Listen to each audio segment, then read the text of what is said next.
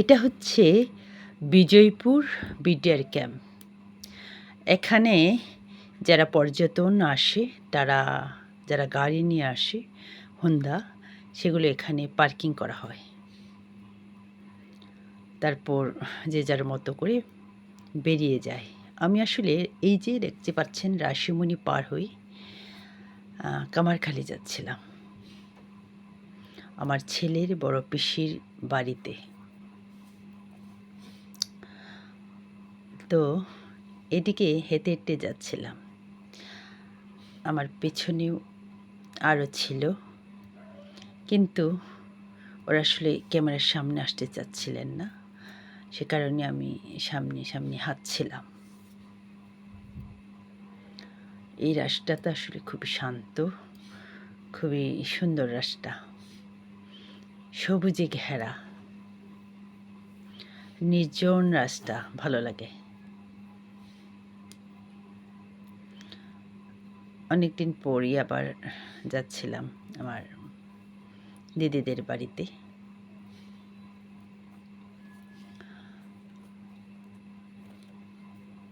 ভালো লাগে, খুবই ছায়া শীতল ঘেরা এই পরিবেশটা বা রাস্তা। বারেন্দ্রং দাদার বাড়ির সামনেই বলা যায়, উঠানের সামনেই সোমেশ্বরী নদী, নদীর ওপারে ভবানীপুর গ্রাম। আবার দেখা যায় ইন্ডিয়াতেও দেখা যায়, কাছেই আছে, বলা যায় একদম উঠানেই সোমেশ্বরী নদী। আমি আসলে কামারখালি আসলে এই জায়গাটাতে আসি সবসময় নদীটাকে দেখার জন্যে। ওই যে দেখতে পাচ্ছেন ভবানীপুর গ্রাম, তারপর ইন্ডিয়া।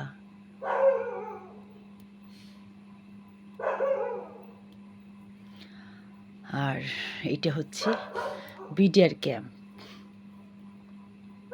বিডিআর ক্যাম্পে এসেও একদম কাছে ইন্ডিয়াটা দেখা যায়, নদীর ওপারেই মনে হয় ইন্ডিয়া। এখানে আসে আসলে অনেকেই পর্যটনেরা, যারা আসলে দেখতে আসে, তারা নৌকা করে নদীর ওপারে যায় বা নদীতেই ঘোরাঘুরি করে। অনেক পর্যটনেরা আসে এখানে। মূলত এখানে খুব কাছ থেকে ইন্ডিয়াটা দেখা যায়। অনেক ছেলেরা লাউটে মিউজিক বাজিয়ে স্নান করছিলেন। মনে হচ্ছিল যেন এটা কক্সবাজার, আসলে তো না, কিন্তু আমার কাছে মনে হয়েছিল এটা কক্সবাজার। স্নান করছিলেন পর্যটকেরা, বেশিরভাগ ইয়াং ছেলেরাই ছিল এখানে। অনেক মজা করছিলেন তারা।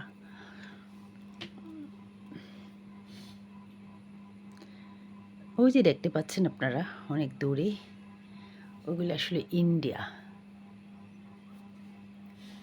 তারপর আছে ইন্ডিয়ান দোকান, ইন্ডিয়ার জিনিসপত্র, যেরকম ছোট ছোট এটা কি বলে, মার্গো, বিবেল, ডাব, আরও কত কি সাবান, তেল আছে, বিভিন্ন ব্যথানাশক মালিশের ওষুধগুলো। আবার আছে বাহারি রকমের চকলেট, বিভিন্ন রকমের। এখানে আসলে সব ইন্ডিয়ার জিনিসপত্র আছে, বাংলাদেশি কোনো জিনিসপত্র নেই এখানে, সব ইন্ডিয়ান জিনিসপত্র। বিভিন্ন চকলেট আছে। আর এটা হচ্ছে বিডিআর ক্যাম্পের উপরে যাওয়ার যে রাস্তাগুলো, পাহাড়ের উপর সিঁড়ি করা আছে, এখানে উঠে উঠে তারপর যেতে হয়। আমি আসলে সবগুলো ঘোরাফেরা করে দেখছিলাম। এই তো তখন অনেক ইয়াং ছেলেরা মিউজিকের তালে তালে তারা আসলে স্নান করছিলেন। পরিবেশটা দারুণ ছিল।